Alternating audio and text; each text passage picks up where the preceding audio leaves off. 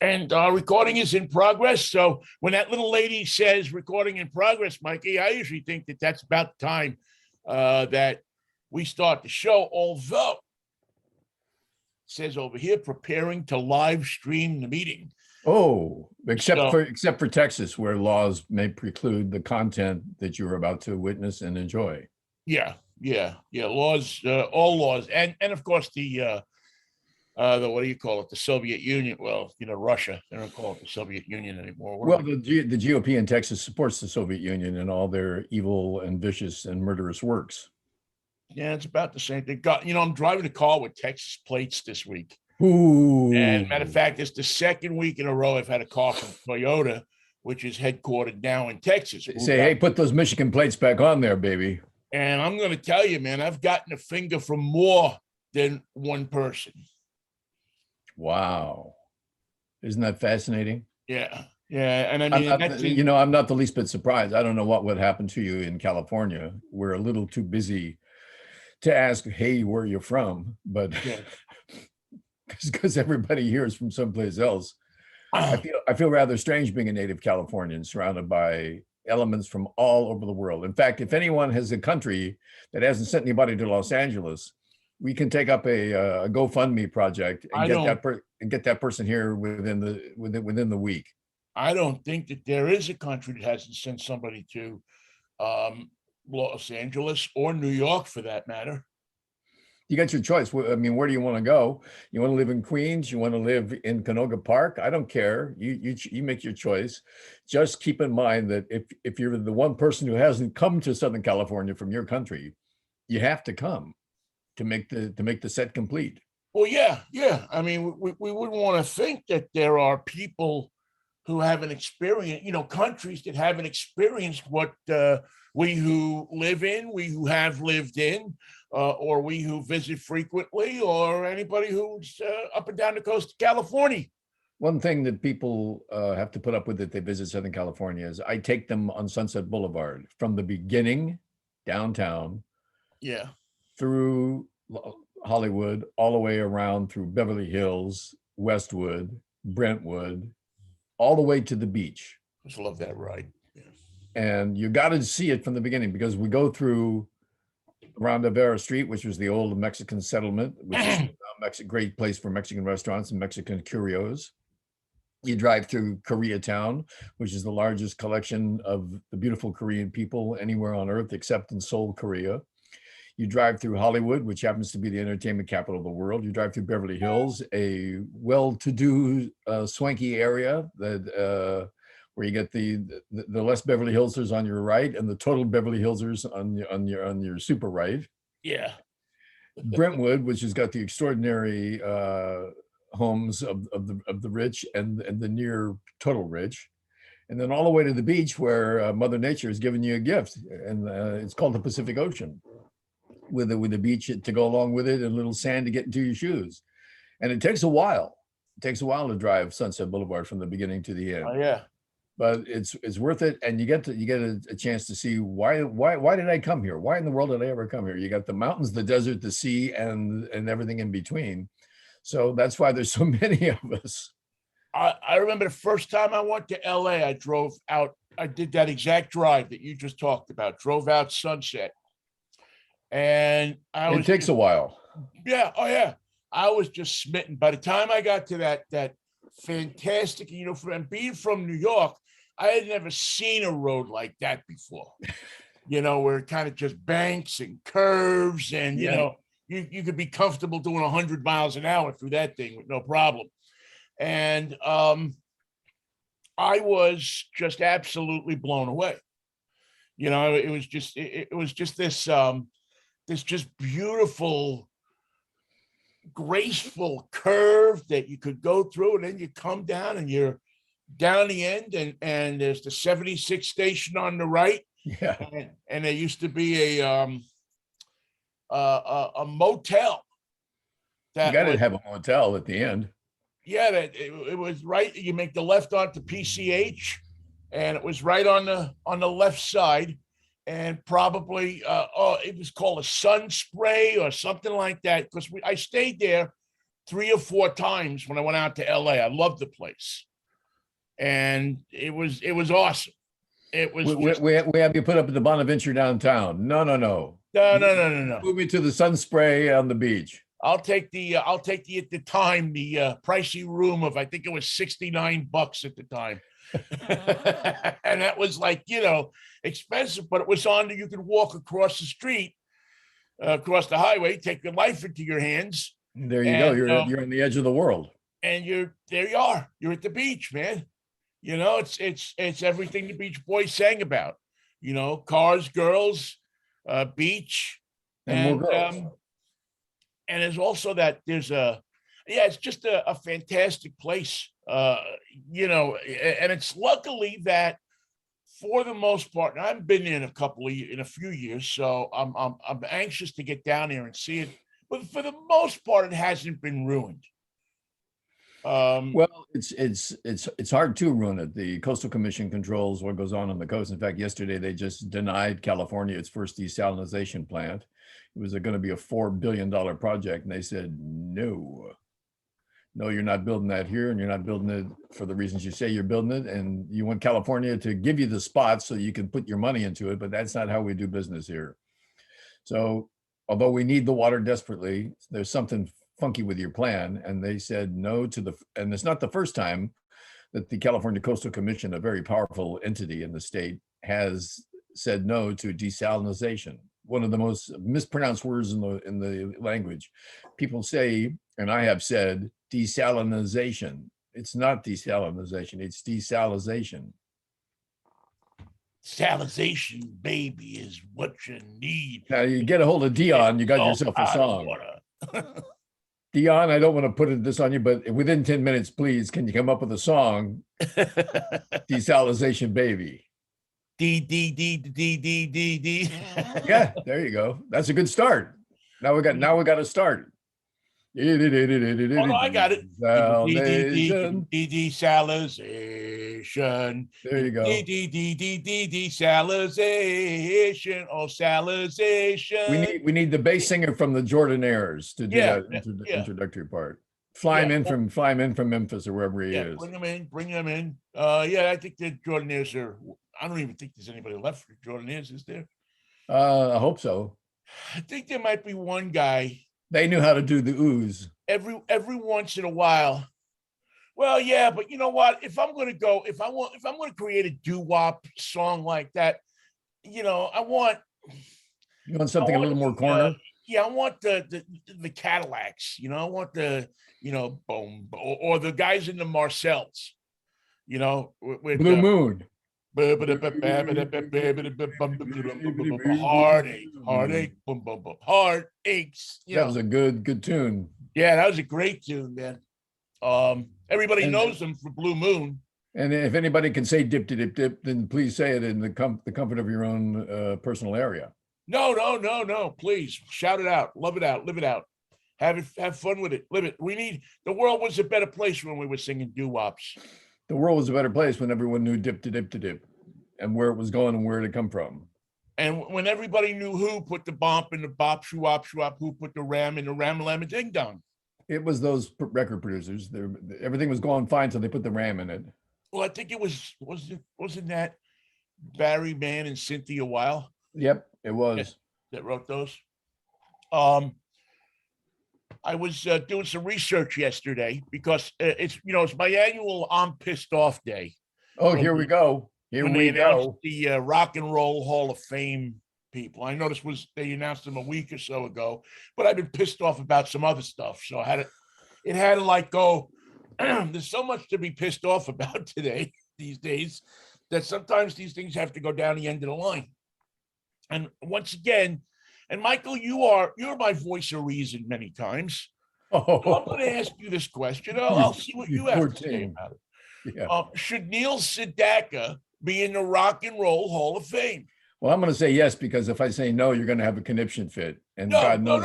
No. I want you to be honest with me, because I'm like on this, and he is in the Songwriters Hall of Fame, and I looked at, just the string of hits he had and everything he did, how many number ones, and I mean, it stupefies me why he's not in there. And maybe, but you know what? Listen, I'm not above being wrong.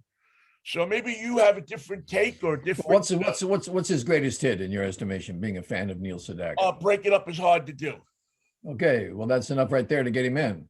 Yeah, I mean, break it. Yeah, if they're putting Dolly Parton, and there's nothing against Dolly Parton. Hey, she told him. She told him. She said, "No, look, you realize I'm a country artist. I don't have any need to be in your Rock and Roll Hall of Fame. I appreciate your effort, but shouldn't it be that spot be for someone like Neil Sedaka or the Cadillacs or whoever it might be? Shouldn't that spot be for them, who's someone who's earned their career that way, rather than me? So with respect, no, I shouldn't be in your Rock and Roll Hall of Fame, and you should pass that honor on to someone more deserving." And then they said, the fact that you said you don't belong in makes it proof that you do belong in. So what Neil Sedaka has to do is say, I don't belong. Well, he never says anything about it. I don't remember ever seeing or hearing him speak about it. He's still alive, correct? Oh yeah. No, I would imagine. As a matter of fact, during the pandemic, Neil Sedaka got on his Facebook page every week and did what we do. He sat there and played music, and put on a show for people for an hour every week. And he is, he's not just a rock and roll pianist and writer, but he's also an accomplished classical. He's one of the top, or was one at one time, one of the top classical pianists in the world. I didn't know that. Yeah, he was. He was trained at Juilliard. He was a prodigy. That's a big deal. Yeah, and I mean he plays beautifully. To sit there and listen to him play classical music, and so he took his chops to the Brill Building. He said, "Hey, I went to Juilliard. I know how to play the piano. Let's write some songs." And he's in the, as I said, he and Howie Greenfield are in the Songwriters Hall of Fame. But I just I don't understand how Neil Sedaka. I don't understand how Warren Zevon. I don't understand how Todd Rundgren. Todd Rundgren makes no sense at all. Cannot be in the Rock and Roll Hall of Fame. Todd Rundgren should be in the Rock and Roll Hall of Fame just for the work he did as a producer. Yeah, just for the innovation. I mean, this guy was working with computers and sound 10 years before anybody else was. Yep. I mean, anything, where he was the whole album by himself. And it's one of probably the top 100 rock and roll albums of all time. And he can still do it. He still does it. Goes out every night into it. I think it's, I belong to the rock and roll. I recommend watching his work that he did with Daryl Hall at Daryl's house. Oh, yeah. With Todd Rundgren. Yeah. It just shows you what the simple phrase "he's a player" means. When you get somebody who's a player, that means they don't get in the way. They don't make a fool of themselves. They don't make a mistake. They don't step on yours. They don't step on theirs. They play with the group. They play with the ensemble. And it's the mark of a player every time that they can do that. Hey, you want to jam? Sure. Yeah. Just fit in. I'll find a place. You start. What do you want to play? And the fact that the opposite of that is an absolute signature of the amateur, and the person who does step on it and step on yours. The guys whose solo never ends. The guy who plays too loud. The guy who plays too fast. It's a mark of an amateur every time. And Todd Rundgren will show you how to play with the band. The interesting thing too about Todd, I've seen him in several different forms, from Naz, all the way up to what he's doing right now. With it, he's touring with Daryl Hall. Doesn't surprise me. They made good music. Well, that show, I mean, I'm sure most people that listen to us have, in fact, heard that show or watched it live at Daryl's house. Is just a spectacular chronicling of the history of music. Plus, when he has on bands like the OJs and you having fun because they all have dinner together after they play. Right. He had he had one of his best shows. I saw the OJ show. He also had Smokey Robinson Oh, I didn't see that one. Yeah. That's yeah. And it's funny when because I know you'll watch it now. When you watch it, pay special attention to the part where he tries to get Smokey to sing "Ooh Baby Baby." It's really kind of funny. Smokey ain't giving up "Ooh Baby Baby" so easy. Come on, Smokey. It's late. We need a take. Ooh, baby, baby.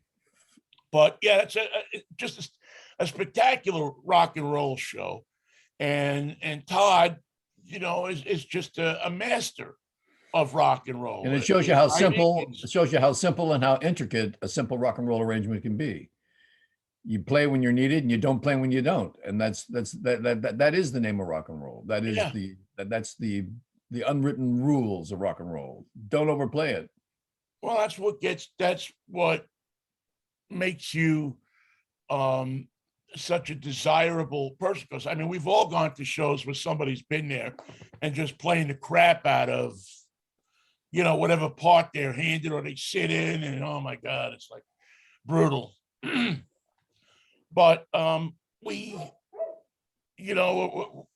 I mean, you and I obviously have been very lucky to see so many bands in our time. We've been very lucky. Certainly not as much now as we used to. I am a little struggling with whether to go see. Steely Dan is going to be here next weekend. Who's in the band now? See, I gotta go look. I mean, I don't know if it's Skunk Baxter is there. I don't think so. Yeah, I don't think so. He's got Donald Fagen's got a guitar player that he's been using for years as his music director, who plays all the parts, plays all the Larry Carlton, all the Skunk Baxter, plays them all. He's an extraordinary guitarist. What I would hope to see is if their drummer, Keith Carlock is his name. Yeah. Extraordinary, impossible to ignore drummer from Mississippi. I think he's on tour now with some jazz groups, but extraordinary drummer. Yeah. Steely Dan has amazing players. Yeah. See, that's the thing about a group like that is the personnel in those groups are so good and so interchangeable, I guess. They can come and go. They can come and go. And what you see now as Steely Dan certainly isn't going to be the Steely Dan that, was in Steely Dan but Steely Dan was never a solid lineup anyway. There was always different people right in and out of that band. Yeah. For since they started, really, since they're back when my launchman. The only constants is the songs. Yeah, the song remains the same. Everything else is fluid, kind of like the Eagles. Yeah, right. I don't know who's going to be in the Eagles now that Glenn Frey's son is leaving the group. Yeah, that's well, they always seem to find somebody. I mean, now was Timothy B. Schmidt back with them the last time they went on tour? I didn't see the tour. Yeah, he was with them. Okay, so and still no Don Felder. Well, Felder passed away, didn't he? No, Felder's alive, but he fell out of. Yeah. No, I thought maybe they would patch up their. He kept telling Glenn and Frey that he wanted to do some singing. They said, you can do some singing as soon as we let Don be the lead guitarist. That ain't going to happen. So, yeah, Don Henley says that he wants to give up the drums and be the lead guitarist, which would pretty much take your job, except we're not going to let him do that because he can't be the lead guitarist. Same way we're not going to let you be the lead singer. Right. Just sit back and enjoy or get the hell out of here. And they were never short on get the hell out of here around the Eagles. Yeah, see, it always seemed like there was a lot of get the hell out of here going on. They made a lot of money and they made a lot of decisions, but they didn't make a lot of people in the group happy always. Yeah. Bernie Ledden was out. Randy Meisner was out. Yeah. Don Felder out. That's the way it goes. Yeah, it always seemed. Yeah, it's another one of those bands that the songs stayed the same, but the personnel was a constant evolve, kind of like the Doobie Brothers were kind of the same. Yeah, and you never would have thought that Joe Walsh should be a survivor, but he learned how. Well, Joe, I think, Joe just goes, he does his thing and stays over here. You almost have this picture of Joe saying, okay, what time and where do I have to be? And yeah, I know what to do. I know what to do. And he doesn't answer his phone. And I know not what to do. Yep. And he doesn't answer his phone. This way they can't fire him. I was thinking about Joe Walsh the other day. The story to his success, because he started playing in high school and then in college, was that his mother was a piano teacher. And she taught him how to play the piano. Now, he wanted to play the guitar, but because he knew how to play the piano, he already had that background and it never left him. He grew up as a young person. He knew the changes and the keys and the techniques, and he knew how as a young person. Now he switched to his favorite instrument, which was not a bad idea. Moving to the guitar was a good, I think was a good move on your part, Joe. Probably. But the point is, when you know one instrument, that second instrument becomes easier. Yeah. Especially if your first instrument is the piano, because everything is right there. Everything is on the piano within reach. Right. And as any guitar player would tell you, everything is on the guitar, but it's not within reach. Right. Yeah, It's over here. What the heck is that? There are places The you piano have was to like go on the this. neck of a guitar. They can't be inaccessible. I found out in my first week of guitar lessons that I could not make a bar B chord. Never could, never did. I found out 3 other ways to play it, and that's the best thing that you can learn about a guitar.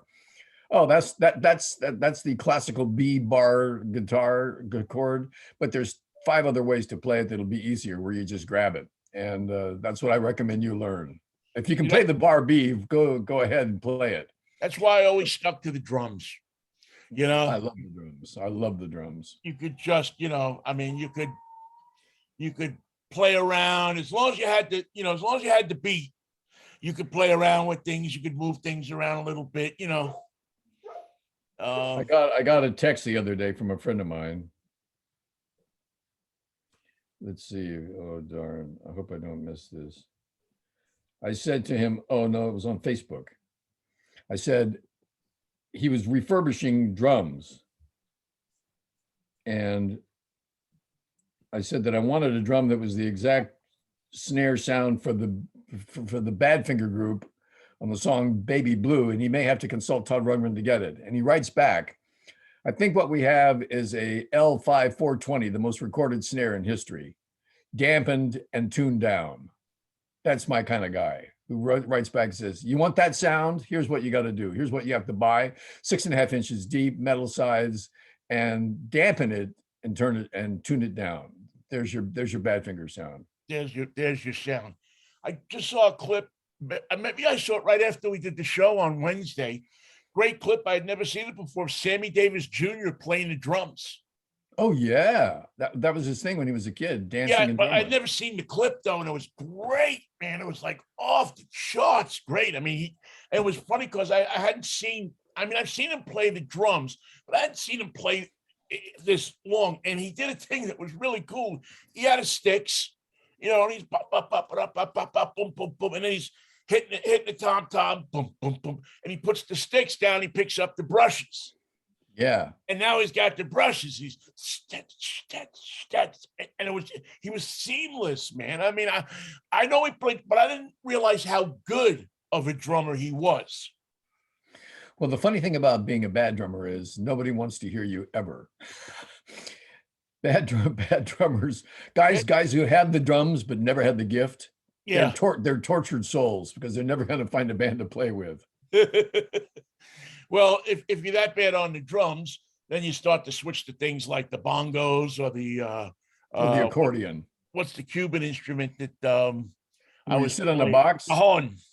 Yeah, I always say, now look, I know that you think it's an instrument, but you were sitting on a box. That is not an instrument. You can't tune it. You can't change the key. Don't try to tell them that in Cuba, man. They love that thing. They make their own down there.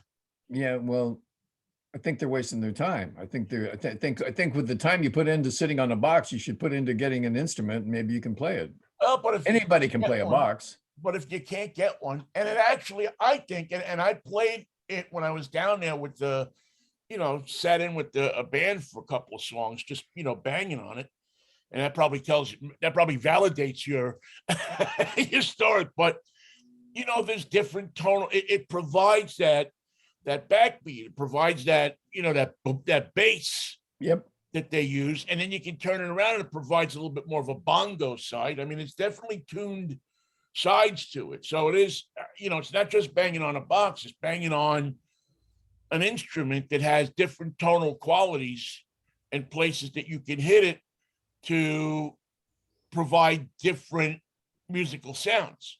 I would love to have seen the first time Miles Davis saw that. He said, what's this guy doing? It's a cajon. Well, man, he's sitting on a box. No, that's an instrument. He plays. No, man, I'm watching him. That's a box. Yeah, well, again, if you're an accomplished drummer, maybe playing that thing isn't so impressive. But drums are crazy because you have to be born, I think, with a certain amount of coordination where your hands and your feet operate separate from your head. Yeah. Now that's the only way I can describe it. If you sit down at a drum set, you just go, there's too much stuff here. I mean, when you sit down and really take a look at the kit, you've got the pedal for the kick drum, the pedal for the hi-hat, a stick in each hand, and one snare in front of you. And depending on what your kit, you've got 1, 2 toms in front, 2 floor toms on the right. Some people only have 1 tom on top and 1 tom on the floor. Like Charlie Watts played with the Bear set, 1 snare, 1 tom, 1 floor, and a kick. A lot of people say, I need more drums. Yeah. Charlie said, no, you don't. You don't need more drums. You just need better drums. I admire guys, like Henley, like Phil Collins, like the people that can drum and sing at the same time. I don't know the guy that backs up McCartney. Yeah, it's on his tour right now. In fact, they just opened in Spokane. Yeah, I have enough trouble just keeping the foot. Buddy Miles, another good singing drummer, moving in the right direction. Yep. And so when I look at people that can do that and do it well, where does that come from, man?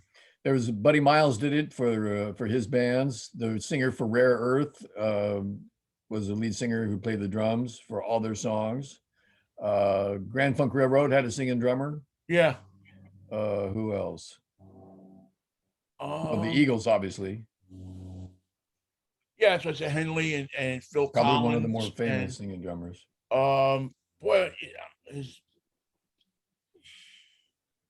Dino Danelli did not sing. Too bad. Dino didn't sing. No. He didn't talk either. No. And I don't know. Now, I never saw Max Weinberg's jukebox show. He was doing that jukebox show for a while where he went out to clubs and you would request a song and they would play it. They had a list of 300 songs, and if they practiced, and you could pick anything off of that, and that's how they made up their set. But I don't know that Max sang in that. I never saw him sing in any setup. He probably can. I never saw it. And he had the Max Weinberg 5 there. Whose show was that? Was that the Tonight Show or Conan? It was Conan, wasn't it? Conan, yes. When he was on the network. Yeah, when he was on. Max made some good cash on that one, just playing bumper music. I love Max, man. I think he's a great drummer. I think he plays hard. He plays hard. And he has the best posture of any drummer. It's noticeable, isn't it? Yeah. I mean, the way he just sits up, his back is rigid and he's just up. He's sitting, he's back rigid, and he's just sitting up, and he's. Who had great posture was Charlie Watts also. Yeah. And that's crazy considering the length of his shows and the type of music that he played. Well, Max Gilbin, those Bruce shows go like. Oh, for hours. Yeah.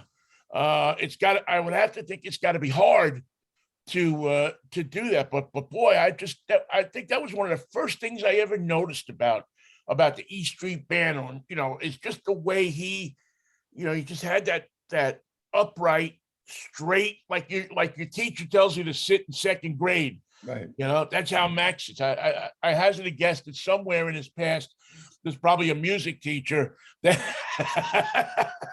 or his mother. Sit up straight, Max. If he didn't sit up straight. we're probably looking at serious damage there for this poor guy. Oh man, crazy. Singing Crazy. drummers are a rarity. Singing drummers are, especially lead singing drummers. There's just not that many around. And when you see a good one, pay attention because they're doing a lot of work the rest of the band is not doing. Yeah, I just saw a clip. Was it maybe the Fortunes? Yes, his name was The Fortunes. the guy with the blonde hair. They did. He didn't sing at the beginning, and then they lost their bass player, right. and he became the lead singer. And I'm trying to Chris something. Damn. Anyway, he was a great singer too. Yeah. The Fortunes. I was Actually, it's not the Fortunes, it's the Searchers. Yes, the Searchers. Yes, thank you. The Fortunes, however, had a singing bass player that sang all their leads. Right, which you don't see. You don't see that. Very hard. Sting does it. McCartney did it, but it's not. McCartney did it. Not that often. Yes, that's right. The Fortunes had the bass and the Searchers. Every time that you walk in the room. Written by Jackie DeShannon. She wrote that hit for them. And another hit that was written by LA Group that had never been to England and never saw the Fortunes was Sonny Bono and Jack Nietzsche wrote, I saw her today, I saw her face. It was a face I loved and I knew. I had to run away and get down on my knees and pray. Needles and Pens. Yes, Needles and Pins. Needles and Pins. Also remade very nicely by the Ramones. Well, why not? That's a good song for them. Yeah, perfect song for them. 1 minute and 57 seconds long. It's a little long. It drags on, but try and get through it. Try and get through it there, please. We can cut you cut the bridge out. You'll be okay. It's funny. Why? So the Ramones never got along. Isn't that the story? Like Joey never spoke to the guitarist. I didn't know about that. Maybe I didn't. The guitarist, Jim, what was his name? Which Ramone? Not Marky. No, that was the bass player. The bass player. Boy, now you're gonna make me. Anyway, Guitar Ramone. Yeah. Took the girlfriend away from Joey Ramone, and married her. Never a good thing to do. And that was the end of their tight friendship. They never spoke another word, and it was not at the end of their career. It was right in the middle of their career where they had a lot of records to do and a lot of tours to conduct. No talky talk. Well, it happened to the Wonders too. The lead singer and the lead guitarist don't talk. This is going to be a problem sometime sooner or later. At some point, but yet they all seem to be able to make it work until Joey passed away, right? All you had to do was say 1, 2, 3, and then you're in the next song.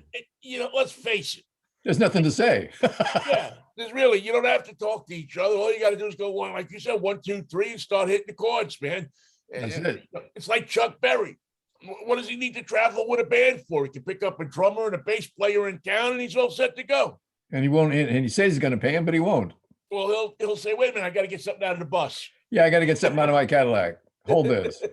Hold my beer. Hold my beer. I'll be right back. Where's Chuck? Chuck's gone. He's halfway to St. Louis. Unfortunate part about that is that you can never really go to that town again for a while.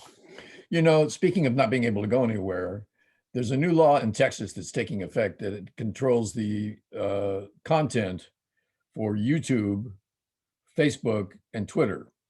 And the law says that your content is more important than their ability to edit it. In other words, if you say something on any of those platforms, which we're using right now, both Facebook and YouTube, and thank you to both Facebook and YouTube for the ability to do that. If you don't like what Vinnie and I say, and you take down our content in the state of Texas, we sue and we win. Now, this is going to be an interesting idea that Texas is going to have different copyright laws and different protections for the individual's freedom of speech. They're protecting your right to yell fire in the theater. and to do it for money and to do it for pleasure and to do it for entertainment and to do it on these platforms and to do it all the time and to do it without fear of ever being taken down. Why is Elon Musk taking down or considering reposting Donald Trump's content? Well, he's doing it for nonsense. He's doing it for craziness. But what about people in the Proud Boys who are using it for communication of a different order? Is their content protected to the point where the state of Texas stands behind it? Is the state of Texas willing to stand behind that content and protect it? Well, I think they say they are. Yeah, I think the state of Texas is willing to stand up for anything that is right wing and nothing attitude that they perceive as moderate or left wing. You'll be able to organize a riot on Twitter. Come to our riot on Sunday. We're going to burn down the state capitol. But you won't be able to tell somebody, well, if you go here, you can get an abortion. No, none of that. And if you know somebody that does that and you turn them in, you rat them out. 10 grand. 10 grand. And where are they getting that money? Who signs the check for the 10 grand? Is it the governor? Probably the Catholic Church. The Catholic, the Texas, the Catholic. Let's see, what's the Diocese of Houston or Dallas or whatever. Yeah. I mean, you know what? Screw Texas. Screw Texas. Screw you. Screw the whole place. I'm so sick of them wanting to impose their beliefs on not just their state, but everybody else around them. We never knew how beastly and negative their motto is, that the eyes of Texas are upon you. The eyes of Texas are upon you, but they're watching everything. And they believe they have a right to govern and control and regulate everything. This is a very strange set of beliefs that they've come up with all on their own. Right. They have a right. They think they have a right to make you think like they want to think. Can you see Clint Eastwood sort of squinting into the sun, riding his horse, and he just shoots somebody aimlessly? That's the kind of law that Texas likes to enforce. Yeah. What did you do? I shot that guy for no reason. It's not freedom. I mean, don't let them sell you that. Well, we want to be free. No, you don't want to be free, because if you want to be free, you wouldn't tell anybody to do much of anything. First of all, you were free before you got involved with all this. You were just as free as anybody on the planet. But now you're less free by every law that you write, every institute that you control, every copyright that you step on, every idea that you come up with that you think is an additional freedom for Texans usually ends up by taking freedoms away from normal human beings that are Americans. And that's turned out to be the Texas way. It's a double-edged sword. You're going to love this new law. Why? Because it shuts you up. Right. It shuts the guy up who disagrees with you. It shuts the woman up who wants to stand up at a school board meeting or something and say, wait a second, we don't want to burn them books. What are we doing that for? We don't burn books. We read books. We don't, and time in and time out, when you look at this stuff, Michael, it's so misguided and misinformed. It's not, the laws of these things that they do are not built on the truth. They're built on preventing the truth from being acknowledged. They're built on a fear of the truth. Right, because if people tell the truth, if people know the truth, it makes it harder to control them. Plus, you very rarely burn a book that you've read. How many books were so poorly written that just by reading it, you wanted to burn it? How many books were so wonderfully written that you couldn't burn it? General reading score in Texas for, we don't take kindly to no reading. Yeah, it just seems to be. I don't understand people that want to move there. I don't understand people that tout it as a great place. Look at Elon Musk. He moved there and it screwed up his production. It screwed up his financing. It screwed up his mind to the point where he bought Twitter. And now he says, hold on, did I buy that? Well, swear to God, did I really buy that? Yeah, well, see, I I don't know that I think he ever really intended to buy it, to be honest with you. This is just a headliner. I think this is a headline grabbing guy. You know, he's never met a camera he's never talked to. So who's going to own Twitter? We'll have to wait and see. Well, it'll go back. It's a public corporation, so it'll go back to the stockholders. I mean, it'll continue on. I mean, I guess the CEO, they'll find another CEO, and it'll. Can you imagine what their executive structure is like right now? All those people thought they were out. Now they're in. Now they're running it again. Well, didn't the CEO just recently depart? He bought a new pair of Levi's and a motorcycle and what was it? Jack, not Jack Ramsey, is it Jack something?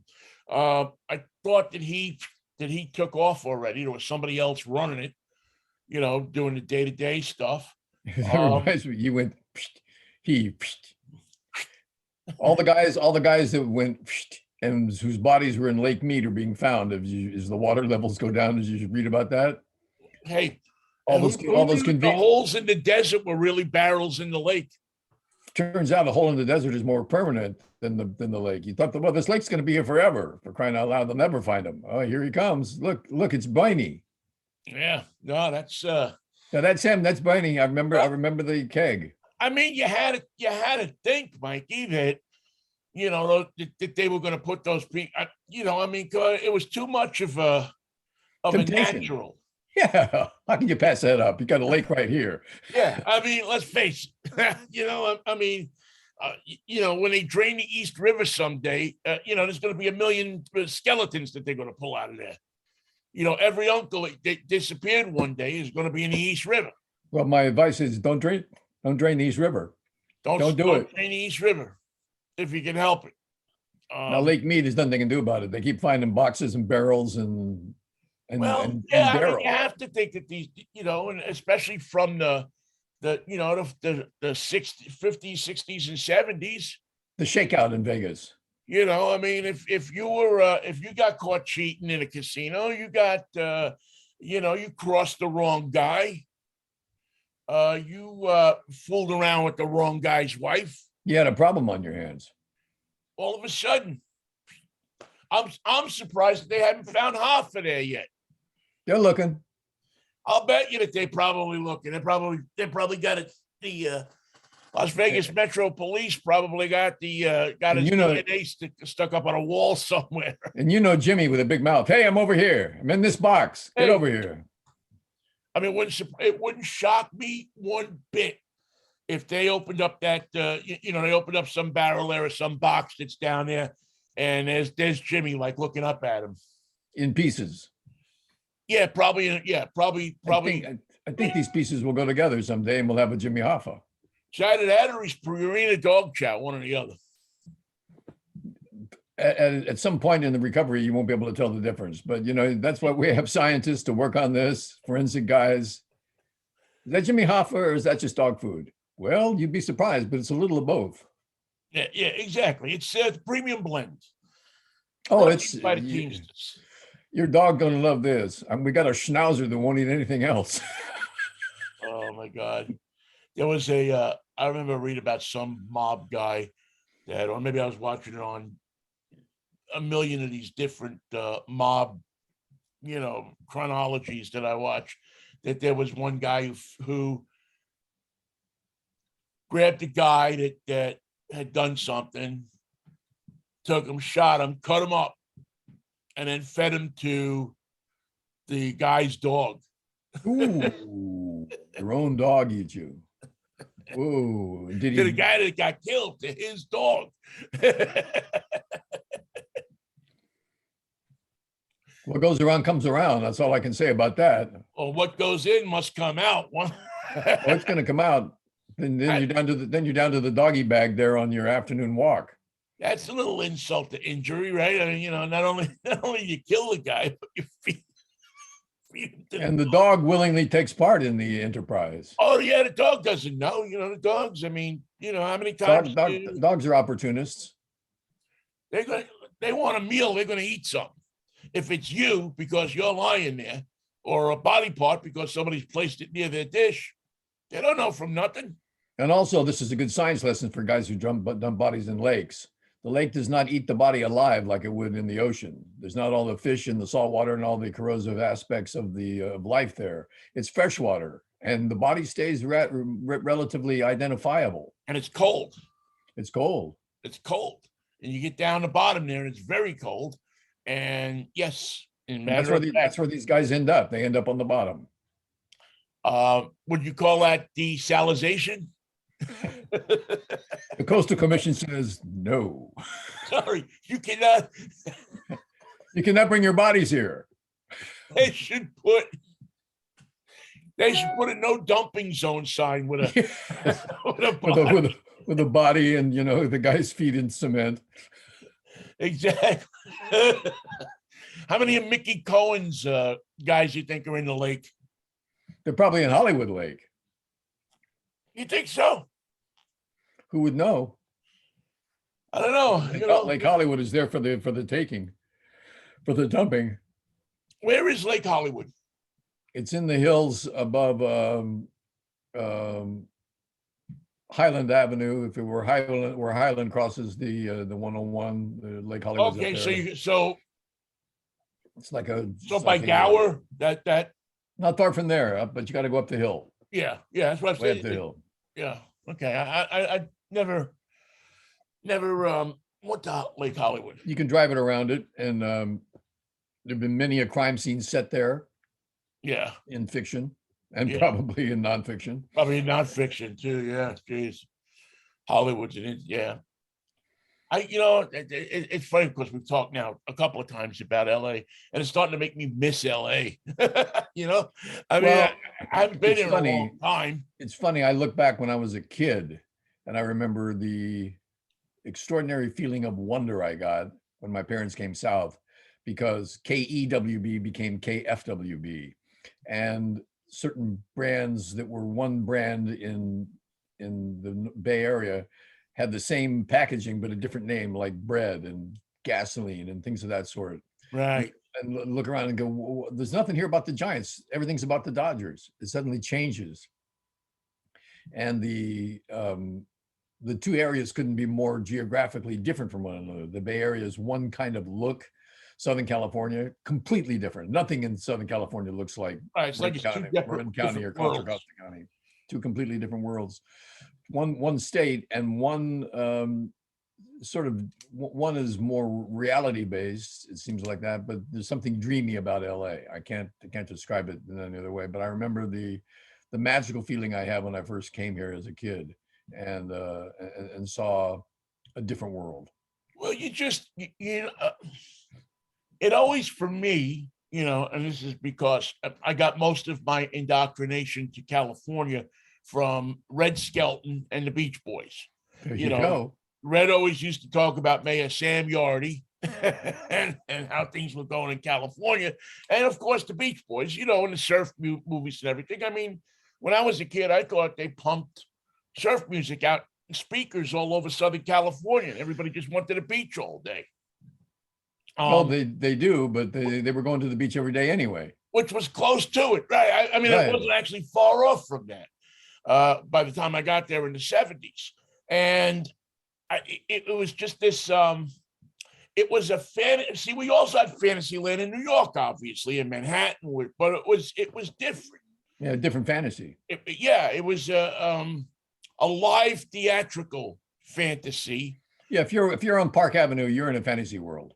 Yeah, it was just a different type of fantasy. But once you got to LA, now all of a sudden the fantasy was about Westerns. It was about all different types of what you believed LA looked like. It was expansive. I mean, the movie lots still were around, and I mean, they're still around. Yeah, there's not one movie lot that's closed down that is not unused from the 30s on. I saw an interesting interview yesterday with Bill Murray. He's had some troubles. Yeah, he did something that was funny that nobody thought was funny. Well, I guess the woman who he did it to didn't think it was funny. And she didn't think so. I don't know exactly what it was he did, but he was at the MSNBC, or was it no CNBC got a hold of him because he, I guess, is a big shareholder in Berkshire Hathaway, and so he attends the meeting, the shareholder meetings, and so they're there and they see him, and I guess boom, he come over and he talked to him. Another guy who never met a camera he didn't like. Right. Excuse me. And he was talking about it.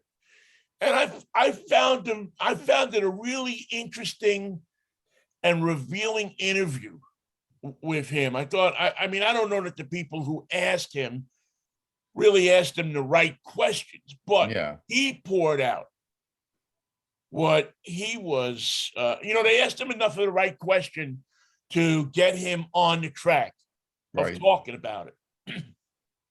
And it was fascinating because he talked about how much the world has changed, how different it is now, and how he has to learn and he has to adapt to what life is now, as opposed to what. Now, he wasn't complaining about it. No.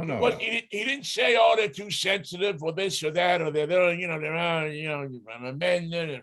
No, he was really very frank and very compelling in what he was. I find him a fascinating guy. I find Bill Murray to be a very fascinating. I know he can be an idiot sometimes, but I find him to be a fascinating guy. He really got into, like, listen, I've called this woman. We're in contact. I'm trying to straighten it out.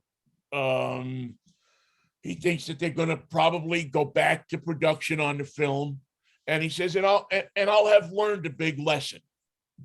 I'll have learned that what I used to do, how I used to treat people, how I used to address people, whatever, that we live in a different world now.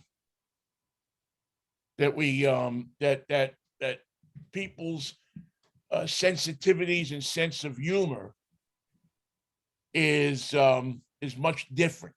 And he was bound to strike out with that type of humor and that type of interrelational thing that he had with people.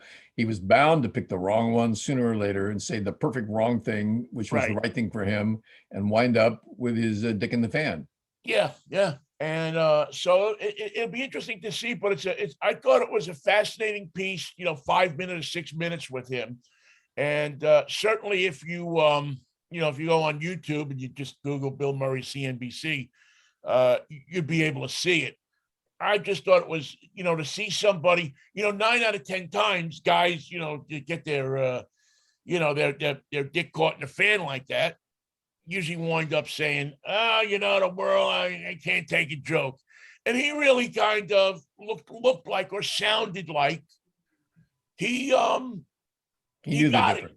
Yeah. He got it. That and I think sometimes especially for older people, it's not so easy to get it. You don't want to get it.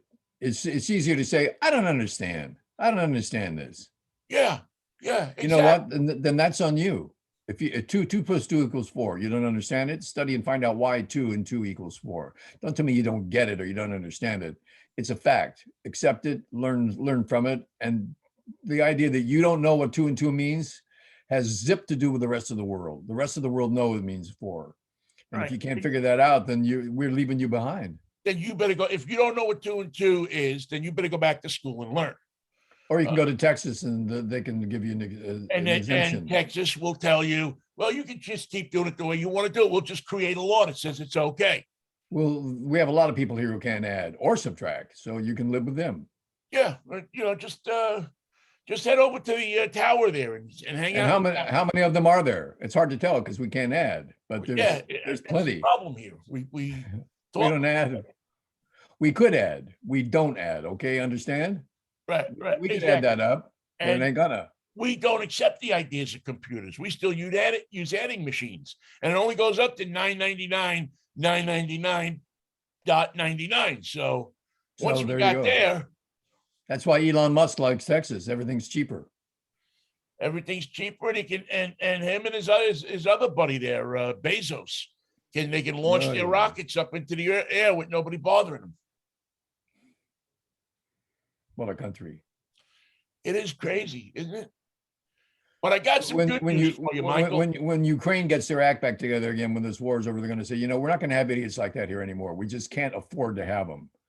We had them before. They were like, we would have a guy with a lot of money that had Russian connections, and we just let it go. Not anymore. We haven't got time for that anymore. Life is too precious. Yeah, you gotta play with us. Don't play with them. The Ukrainian people will definitely be saying, we know what it is to earn our freedom. We know what it is to have to fight off people who want to stifle us. You see these howitzers that they're sending them? They look like tanks, but they have a cannon on top instead of a gun. Yeah.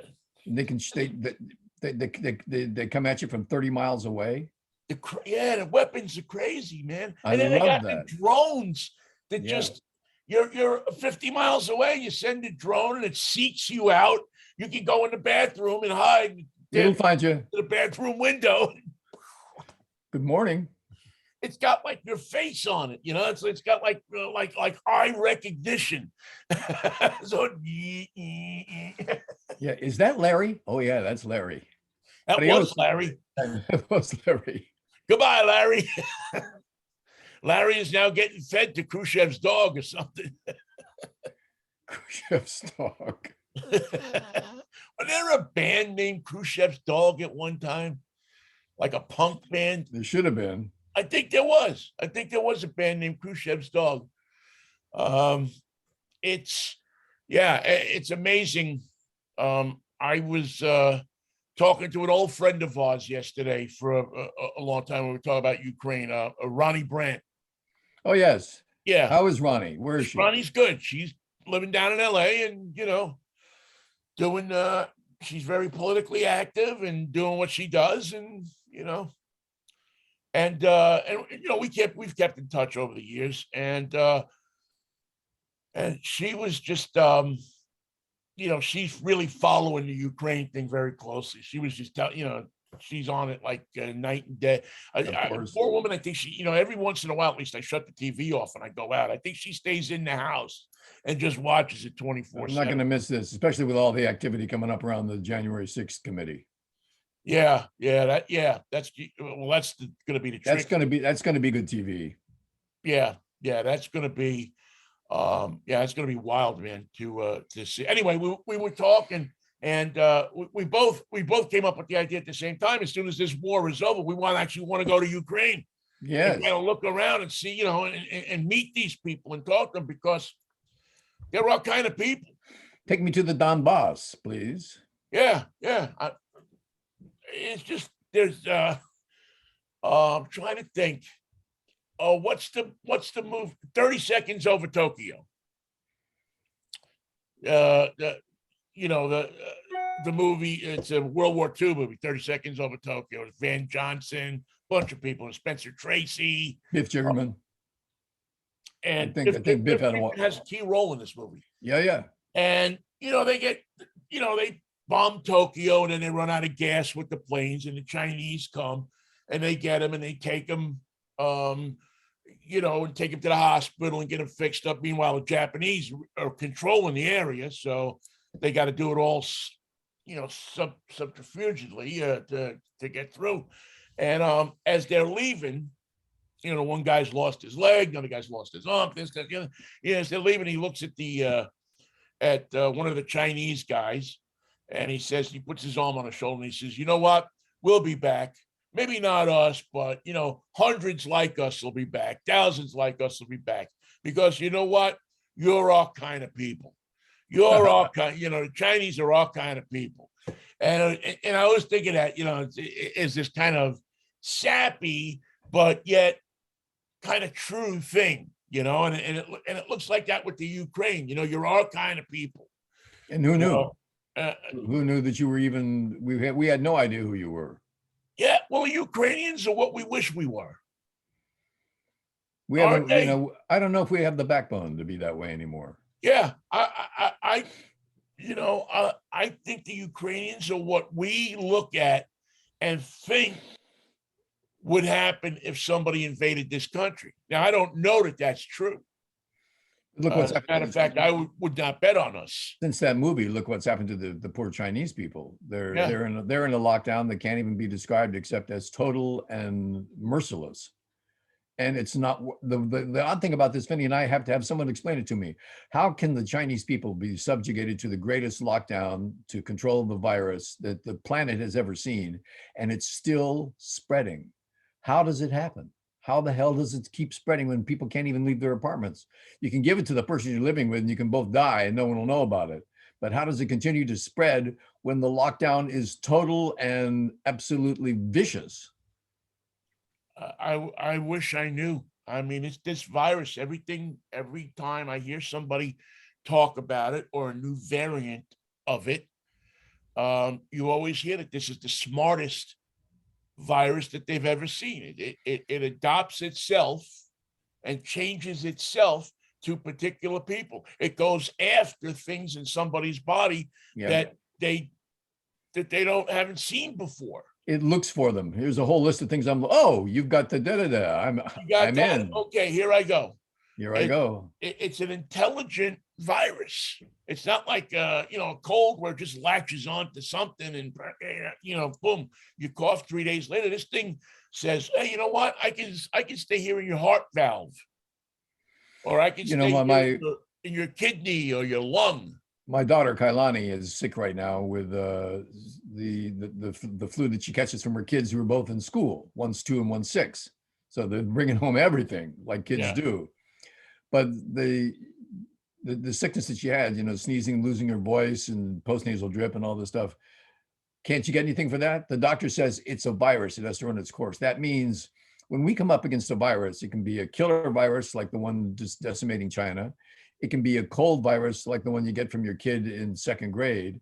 And either way, there's nothing that they can do for you to stop it. The virus has to run its course. That means who's in charge? Not you, not the doctor. The virus is in charge. Well, that's what these idiots can't understand. That the people don't want to get the vaccination. The people don't want to, they think, it's like a cold. I'll take some Vicks Formula 44 and it'll be over. Because I'll be fine. I'll be different. I'll be different than you, and I'll be different from them. I'll be fine. No, it doesn't work like that. It doesn't. And there's just, there's people who just aren't intelligent enough, or aren't smart enough, or aren't inquisitive enough to go on a computer or to read about. They'll go on Facebook and they'll read about it, but they won't go to a WebMD. Or they won't go to the CDC website. No, can't trust them. Joe Rogan's the guy I want to. Joe Rogan's my guy. Yeah, I'll trust Joe Rogan. I'll trust what Donald Trump tells me. I'll trust a musclehead. Yeah, I'll trust what some dickhead says on the guy who also told you that you get your oil changed for $5. That's all it is. $5. You can bet on it. Come on down to Biff's Jiggerman's $5 oil change. The know-it-all guy on Facebook or on Twitter that really knows nothing, and would absolutely even be communicating with people if it wasn't for Facebook or whatever social media means that they use. That's who they believe over doctors, over people who are experienced or smart, who study these things all their lives.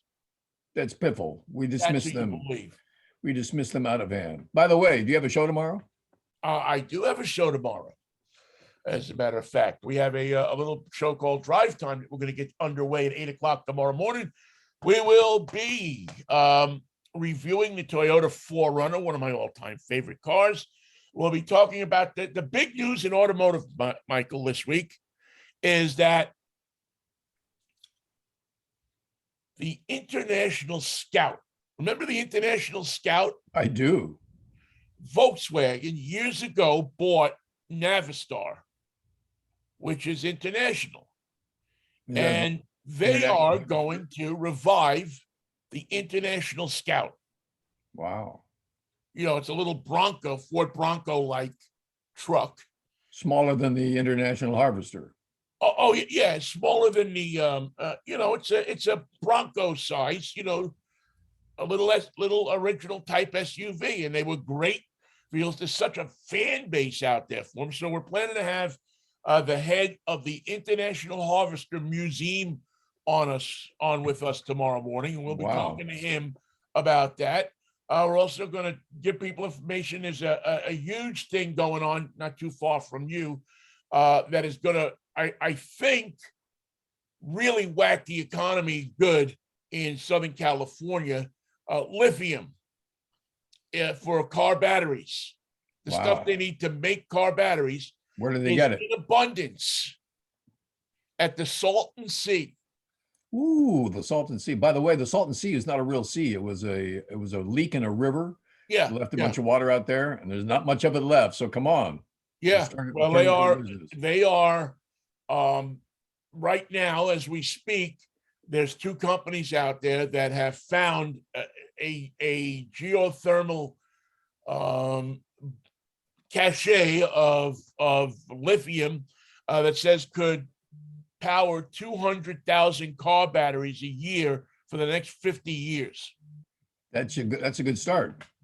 That's a nice start. I would think that would help that area out immensely because anybody who knows the story of it is that whatever's in there, whether it's the lithium or whatever, poison the lake. It used to be a resort. People used to go, and now it's a ghost town. It is exactly that. In fact, until Stagecoach and Coachella came to Indio, it remained a ghost town. So twice a year, there's people all over the place. Rest of the time, Salton Sea. Yeah, and so with all the bad stuff that's going on in California right now, here is a story that not too many people know about. Yet, whatever you do, don't tell the Coastal Commission about this. Okay? No. I think it's too far away from the coast, unless the Coastal Commission figures that the puddle that's left as the Salton Sea has a coastline. Yeah, has a coastline. Then all of a sudden we get. But they're already have erected, I guess, 3 or 4 steam powered energy plants from, because there's geothermal activity going on there. So these plants are already producing electricity. Excellent. So it's it's a little, it's our angle obviously is the automotive batteries and the ability now where people were going, well, where are we going to get all of the stuff from? We're going to start, you got to go to Africa, you got to go here, you got to go there. Right there in California, and probably they think there's more of it in Nevada. And then they'll find Jimmy Hoffa. And then they'll right there. Maybe he's singing a bunch of lithium. A bunch of lithium. Or maybe he was taking lithium. He took too much. Fell asleep, and it chopped his head off. Fell asleep in a diner in Jersey, woke up dead in Lake Mead or someplace. Never a good thing. Lake Hopatcong. That's my favorite lake in New Jersey, Lake Hopatcong. My favorite river in Connecticut is the Wikipimi. Where is that? Near Watertown. Wikipimi. Wow. I remember the Weeki-Wachi people in Florida. Close. They had similar, close and similar, but not the same.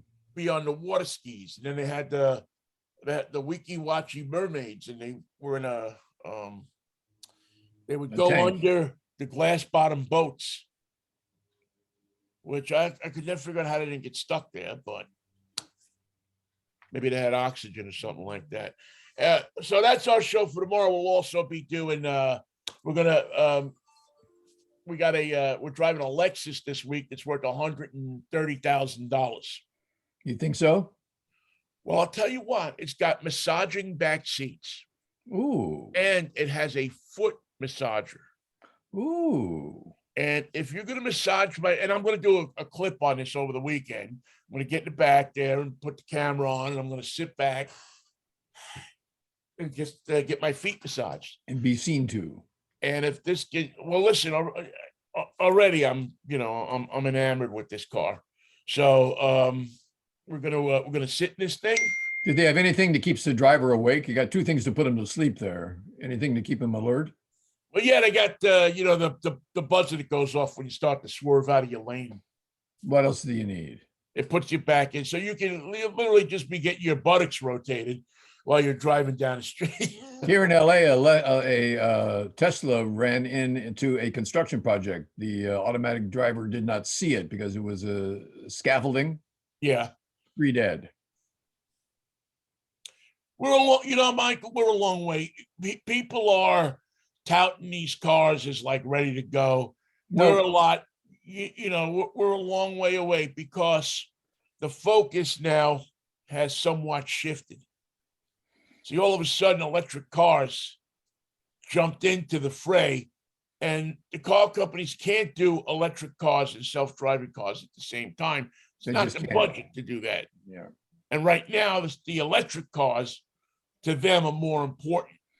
Get the electric system reliable and easy to deal with, and don't worry about the cars that drive themselves. Right. People have been crashing into each other for years. They'll crash into each other for a few more years. Let's get the electrics on the road. And then, there's still companies working on them, obviously, but the whole myth that they were going to be here in 5 years from, 2009, I think is wishful thinking at best. Plus, I think in California, part of the car culture is driving the car, not getting a car and not driving it. I think that's changed though in some respects. I think there are there obviously are a lot of people who want to drive their cars and so on and so forth. But I think there's also that, group of people, and there are many of them who would like to just get in their car and be taken to work. Well, then get yourself a driver. Get a nice cheap car. Spend 20 grand on a car and spend another $25,000 a year on a driver.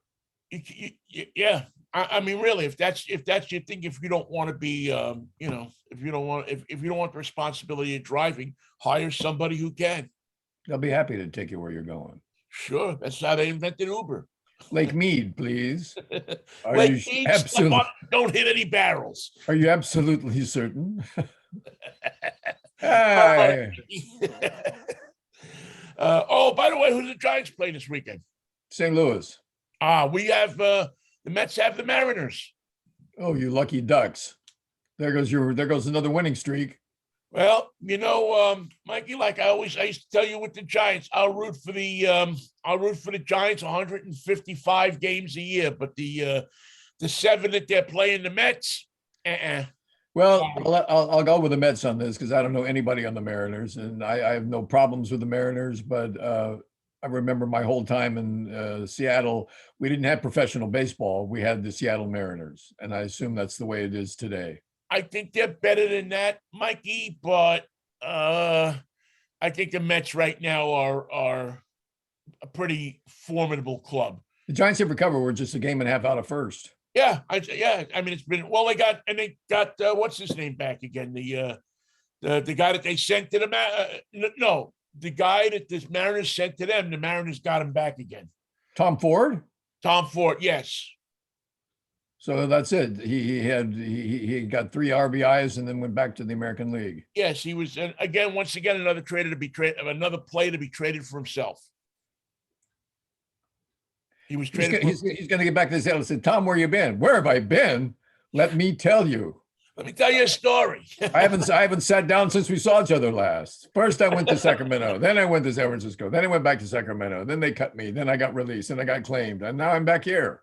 And I've got, probably about 75,000 frequent flyer miles.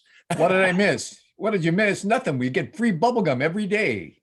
Yep. Sugar-free if you want it.